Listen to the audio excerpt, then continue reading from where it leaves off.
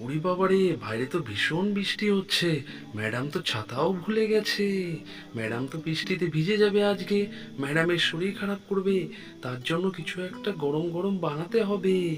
Madam তাহলে ভীষণ খুশি হবে। বন্ধুরা কি বলো?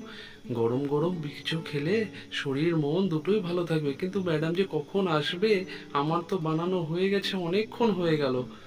এ কি, এ কি করেছে এটা? রোজি, তুমি এটা কি করেছো? তুমি এটা কি ফেলে দিয়েছো?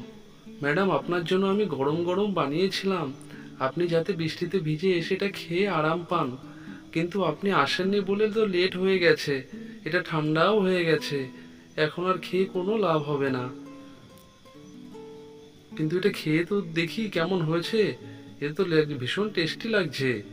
ওহো, তুমি খুব সুন্দর, তুমি আমার খুব যত্ন রাখো। বন্ধুরা, এর জন্য একটা লাইক আর সাবস্ক্রাইব করে দাও।